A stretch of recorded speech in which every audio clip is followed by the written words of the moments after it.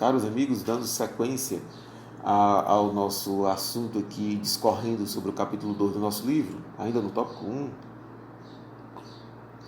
nós vamos falar agora das primeiras revoltas coloniais no Nordeste brasileiro. A galera começou a se chatear com a coroa portuguesa e tudo. E vamos ver aqui como é que isso se deu. As primeiras revoltas, elas não são movimentos pela independência do Brasil. Vamos entender bem isso. São movimentos muito mais causados por questões internas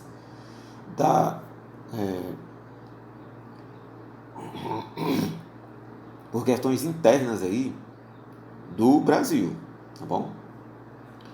Então, primeiro vamos falar aqui da Guerra dos Emboabas. Tá? A Guerra dos Emboabas, uma disputa entre os paulistas e pessoas que vieram de outras regiões para explorar o ouro das minas. E a questão também envolvia aí o abastecimento dessas regiões, tá certo? Então, os paulistas, eles reivindicavam o direito exclusivo de explorar o ouro. Para eles, pessoas de fora, pessoas de outras capitanias, pessoas de fora do Brasil não deviam ter acesso à região das minas, nem poder explorar o ouro. Eles queriam só para eles. Então, aí eles acabaram entrando em guerra, né, com essa galera, né? Houve batalhas durante 3 anos. O nome Emboabas, que era como os paulistas chamavam os forasteiros, significa, na língua indígena lá do local, pássaro de pernas emplumadas. E aí eles estavam se referindo porque ao fato de que os forasteiros que chegavam usavam botas, enquanto que os paulistas, cara, eram tão pobres que nem calçado eles usavam, tá bom? Então as batalhas duram 3 anos.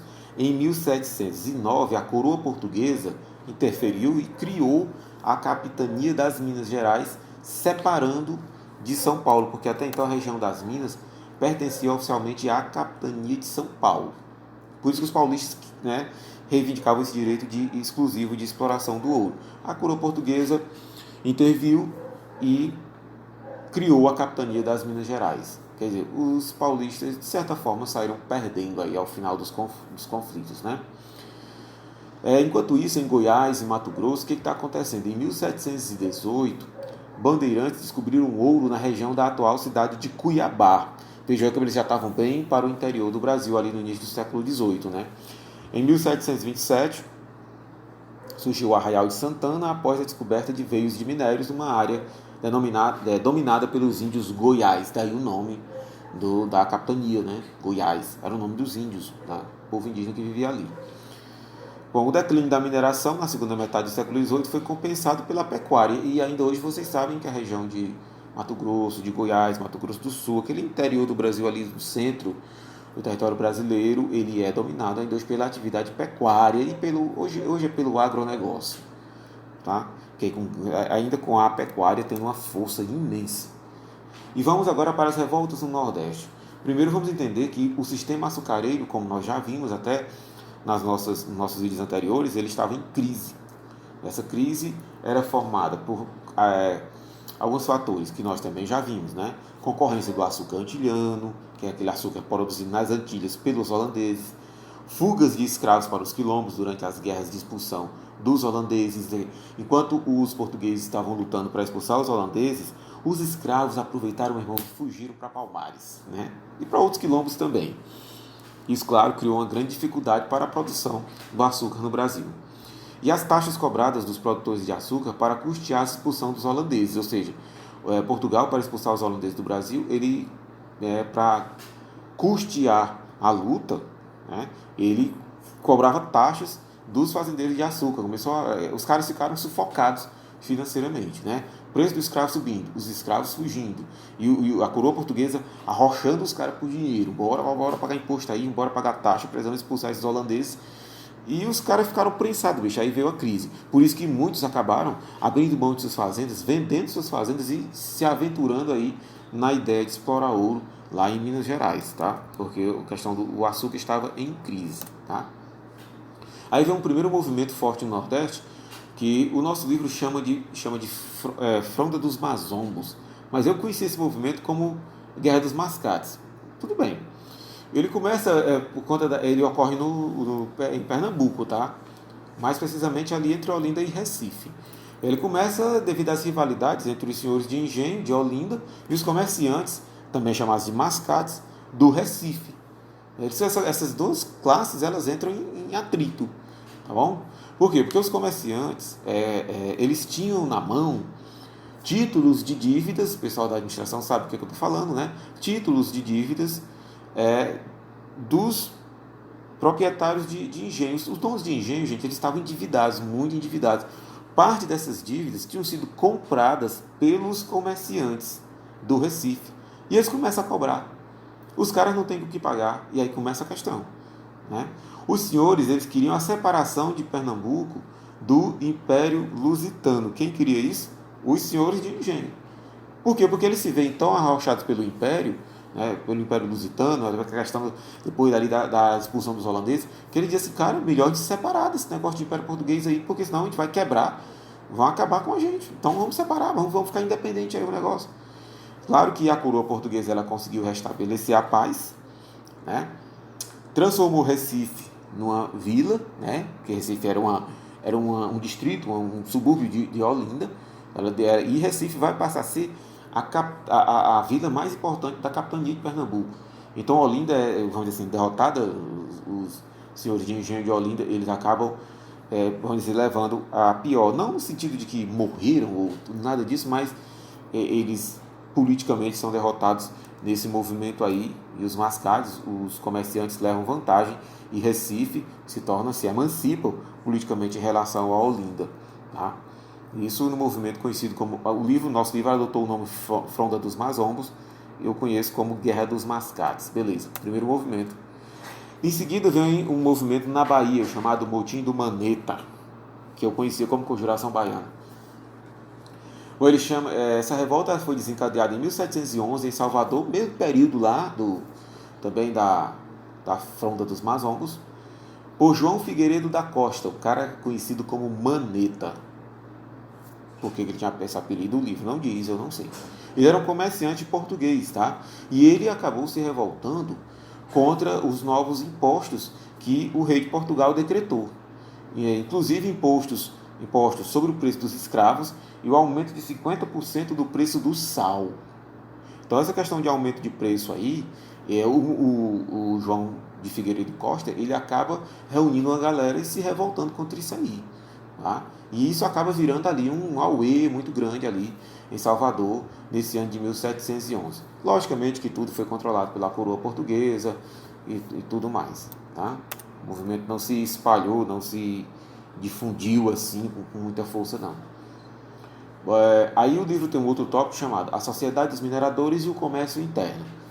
Tá? Então, qual era a característica dessa sociedade dos mineradores? Porque você tinha um tipo de sociedade do Brasil que era a sociedade dos senhores de engenho, que ela tinha lá as suas determinadas características. Surge então um outro tipo de sociedade, que é a sociedade dos mineradores. Essa sociedade ela ocorre exatamente na região das minas, e ela é muito diferente daquela sociedade lá dos produtores de engenho. Então, quais são as características dessa sociedade dos mineradores? Instabilidade, né? Há uma instabilidade muito grande. Por quê? Porque a riqueza, né, conquistada, dependendo ali da sorte do cara encontrar ouro, é uma coisa muito fugaz, né? Pode desaparecer a qualquer momento. E a antítese entre a miséria e a opulência, quer dizer, na sociedade ali da região das Minas Gerais, o que passa a existir é uma elite extremamente rica, né, e muito voltada com a cor da ostentação, né, a opulência é isso, é riqueza, é ostentação, é luxo, né, em contraste com uma população miserável, completamente miserável, extremamente pobre, né. Então, essa sociedade ela tem como característica da parte da elite luxo, muito consumo de produtos vindos da Europa, artigos de luxo vindos da Europa, roupas, perfumes, joias, às vezes até certos alimentos, e os altos custos de tudo isso aí. Né? Tudo isso aí custava muito caro, muito dinheiro, e eles custeavam, logicamente, com a riqueza vinda do ouro, porque assim, cara, a riqueza vinda do minério ela é uma riqueza que ela chega de uma vez, e o cara meio que não fica meio sem saber o que fazer com aquilo. Claro que isso provocou um aquecimento do comércio interno, o mercado interno brasileiro ele passa a existir a partir do ciclo do ouro.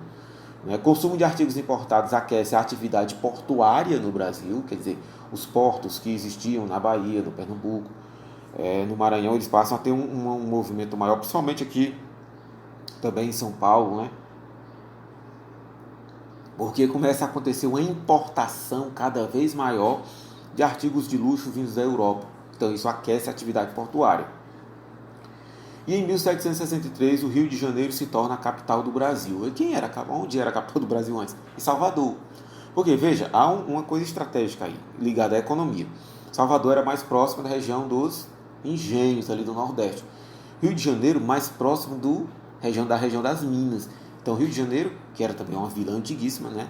Vila de São Sebastião, se torna a capital do Brasil em 1763 e ficará sendo até 1960, quando vai ser substituído por Brasília.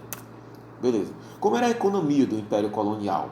Né? Então, o ouro brasileiro ele acabou provocando uma certa prosperidade econômica, um certo crescimento econômico para o Império Lusitano no século XVII, no final do século XVII, início do século XVIII. Tá? Portugal, que vivia em crise, acabou tendo ali um momento para respirar um pouco assim economicamente com esse ouro descoberto no Brasil. Ocorre também um aperfeiçoamento administrativo e fiscal e o aumento do preço dos escravos acaba criando, claro, descontentamentos que redundam na revolta de Beckman e outras mais aqui no Brasil, tá bom? Mas uma das características da economia do Império Colonial nesse período é que a parte administrativa, a parte de impostos vai sendo aperfeiçoada e incrementada aí pela coroa portuguesa. E uma outra característica da economia do Império Colonial nesse período é a ostentação portuguesa, quer dizer, provocada, lógico, pelo ouro, né, do Brasil. Tanto a elite aqui no Brasil ostentava, a elite da região das Minas, a elite da sociedade mineradora, como em Portugal. Né? O ouro brasileiro que foi levado para Portugal, a parte dele, né, oriundo dos impostos, em Portugal esse ouro foi usado para construção de monumentos, construção de palácios, enfim, para um monte de coisas de ostentação mesmo, tá? Pela coroa portuguesa. E aí vamos colocar em cena quem? A Inglaterra. Né? A Inglaterra está no meio de tudo isso. Lembre-se que a Inglaterra, nesse contexto, ó, virada do século XVII para o século XVIII, ela já é a maior potência do mundo capitalista daquele momento. E Portugal estava atrelado a ela. Né? Então, em 1703, Portugal firmou com a Inglaterra o famoso Tratado de Medway. Esse tratado, também conhecido como o Tratado dos Panos e Vinhos, ele estabelecia que a redução das barreiras alfandegárias para os artigos de lã vindos da Inglaterra, a Inglaterra é uma grande produtora de tecidos, no contexto da Revolução Industrial nós vamos ver que a indústria têxtil foi o primeiro ramo industrial a se desenvolver na Inglaterra. A Inglaterra é uma grande produtora de tecidos, de artigos de lã e algodão. Então, o Tratado de Medway estabeleceu a redução das barreiras alfandegárias, a diminuição dos impostos alfandegários. Imposto alfandegário, galera, é aquele imposto que é cobrado em cima de um produto estrangeiro para ele entrar no país, tá? O imposto alfandegário, ele existe na teoria para proteger a indústria nacional da concorrência da indústria estrangeira, certo? Em troca, os vinhos portugueses teriam igual benefício da parte dos ingleses, ou seja, o acordo foi reduzir os impostos sobre os tecidos vindos da Inglaterra para eles entrarem em Portugal e nas colônias portuguesas. Em troca, a Inglaterra reduziria os impostos sobre os vinhos portugueses para eles entrarem na Inglaterra. Na prática, o que aconteceu? A Inglaterra invadiu o mercado português, tanto de Portugal como das suas colônias, incluindo o Brasil, logicamente, e acabou não comprando tanto vinho português assim. Né? Então, o Tratado de Medway acabou abrindo uma fenda para o escoamento do ouro brasileiro para a Inglaterra. Né? Além de comprometer o desenvolvimento industrial do próprio Portugal. Entende aí a Inglaterra levando vantagem na história? Né? Que assim, na história do capitalismo, as relações econômicas entre as nações são sempre aquela coisa da base da lei do mais forte, meu amigo. Não tem desculpa, não. Pessoal, foi isso. Quem assistiu o vídeo já pode ir colocando dúvidas nos comentários para a gente ir respondendo. E eu fico por aqui, sem me alongar mais, para não ficar muito cansativo para vocês assistirem.